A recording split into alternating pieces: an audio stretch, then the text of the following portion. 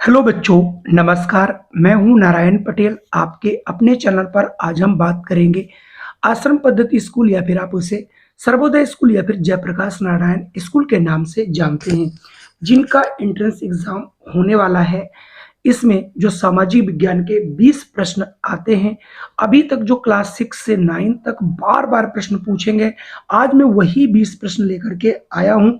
आप अपने हाथ में एक कॉपी कलम ले लीजिए और 1 से 20 तक लिखिए और मेरे आंसर बताने से पहले कमेंट भी जरूर लिखिए। वीडियो को लाइक जरूर कर दीजिएगा और इसे शेयर भी कर दीजिएगा, तो मुझे लगेगा कि आपको ये वीडियो चाहिए, तो आपको मैं पर डे एक वीडियो बनाता रहूंगा। तो आइए फटाफट इसको शुरू कर लेते हैं। कक्षा 6 से 9 के विद्यार्थी इसे देख सकते हैं, ये बार बार प्रश्न पूछे गए हैं। पहला था, सिंधु घाटी की सभ्यता कैसी थी? ग्रामीण, नगरीय, अर्धनगरीय सभ्यता या फिर इनमें से कोई नहीं? जल्दी से बच्चे कमेंट करिए। और अगर कमेंट आपका आता है बी, नगरीय सभ्यता, तो आपका आंसर बच्चों बिल्कुल सही है। अगर हम नगरीय सभ्यता जो है, आपकी जो सिंधु घाटी सभ्यता थी, ये बिल्कुल नगरीय सभ्यता थी। ठीक है, तो यहां से ऑप्शन दूसरा वाला सही होगा। आइए बच्चों, बढ़ता हूं दूसरे सब प्रश्न पर। दूसरा था, हड़प्पा सभ्यता के नगर कैसे थे? आजकल के गांवों के तरह टेढ़ी मेढ़ी गलियों में, एक निश्चित योजना के अनुसार, या फिर इनमें से कोई नहीं? ये प्रश्न कई बार पूछा गया, जल्दी से बताइए। और अगर इसका भी ऑप्शन आप गा लगाते हैं, यानी तीसरा, एक निश्चित योजना के अनुसार, तो आपका आंसर बच्चों बिल्कुल सही है। चलिए अब मैं बढ़ता हूं अगले प्रश्न पर। अगला है, प्राग प्रशस्ति का रचनाकार कौन था? कालिदास, शूद्रक, हरिसेन या फिर अमर सिंह? जल्दी से कमेंट करिए और कमेंट के रूम में अगर आपका ऑप्शन आता है 3, गा, हरिसेन, तो आपका आंसर बच्चों बिल्कुल सही है। आइए बढ़ते हैं अगले प्रश्न पर। वेरी मोस्ट इंपॉर्टेंट है, जीके में भी 20 बार प्रश्न पूछा जा चुका है। अजंता की गुफाएं किस प्रदेश में स्थित हैं? तो आपका सामाजिक विज्ञान के पेपर में तो आता ही है। और गुजरात है, महाराष्ट्र, तमिलनाडु, मध्य प्रदेश पढ़ा होगा, तो इसका आंसर जल्दी से करिए। और अगर आंसर आता है आपका खा, यानी महाराष्ट्र, तो आपका आंसर बिल्कुल सही है। यानी जो अजंता की गुफाएं हैं, ये आपकी महाराष्ट्र में पाई जाती हैं या स्थित है। अगला है, भारत का तूतीय हिंद किसे कहा जाता है? अलबरूनी, अमीर खुसरो, रस खान या फिर जयसी? जल्दी से बच्चों कमेंट करिए और कमेंट के रूम में यदि आप ऑप्शन बी चुनते हैं, अमीर खुसरो, तो आपका आंसर बच्चों बिल्कुल सही है। अगला प्रश्न है, किस मुगल बादशाह ने सर्वप्रथम जजिया कर को पाबंद किया था, यानी उसको बंद किया था? बाबर, हुमायूं, अकबर, जहांगीर? जल्दी से कमेंट करें और यदि आपका कमेंट मिलता है गा, अकबर, तो आपका आंसर बच्चों बिल्कुल सही है। चलिए अब मैं बढ़ता हूं अगले प्रश्न पर। अगला प्रश्न है, निम्नलिखित में से किस मुगल शासक ने दिल्ली के लाल किले का निर्माण करवाया? इनमें ऑप्शन है आपके अकबर है, जहांगीर है, शाहजहां है और औरंगजेब है। तो इसका जल्दी से बच्चों अगर आप कमेंट करते हैं और कमेंट करके जल्दी से मेरे को आंसर बता दें तो ज्यादा अच्छा रहेगा। चलिए, अगर आपका कमेंट गा आता है, शाहजहां, तो आपका आंसर बच्चों बिल्कुल सही है। अगला प्रश्न है, ब्रह्म समाज की स्थापना किसने की थी? स्वामी विवेकानंद, राजा राम मोहन राय, दयानंद सरस्वती, महादेव गोविंद रानाडे? इसका जल्दी से आंसर बताइए। और अगर आपका आंसर इसमें आता है अ, राजा मोहन राय, तो आपका आंसर बिल्कुल सही है बच्चों। चलिए, नवा प्रश्न है, लॉर्ड बैटिंग ने सती प्रथा रोकने का कानून कब बनाया? 1829, 1856, 1871 या 1818? जल्दी से कमेंट करिए और अगर आपने इसको बढ़िया ढंग से पढ़ा है तो इसका आंसर क्या होगा? 1829। तो यहां से ऑप्शन पहला वाला सही होगा। अगला प्रश्न है, संविधान सभा के अध्यक्ष कौन थे? ये सभी बच्चों को प्रश्न जरूर आता होगा। डॉक्टर राजेंद्र प्रसाद, डॉक्टर भीमराव अंबेडकर, सरोजिनी नायडू या HB कामत? जल्दी से इसका आंसर करिए।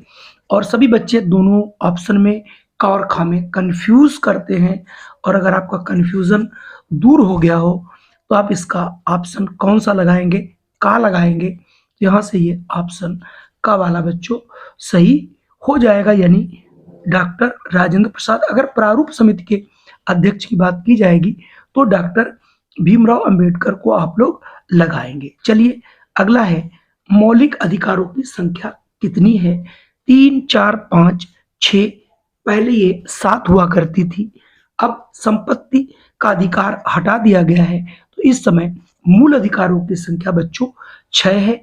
ये आपको रटा होना चाहिए। और मूल अधिकार कौन कौन से हैं, अगर ये भी मालूम है तो अच्छी बात है। अगला है, ग्राम पंचायत के सदस्यों का चुनाव कितने दिनों के लिए होता है? 3 वर्ष, 4 वर्ष, 5 वर्ष, 6 वर्ष। ये सभी चुनाव की प्रक्रिया से आप अगल बगल रहते हैं, देखते भी होंगे। तो हर 5 वर्ष पे चुनाव होता है, तो आपका ऑप्शन गा वाला बच्चों सही होगा।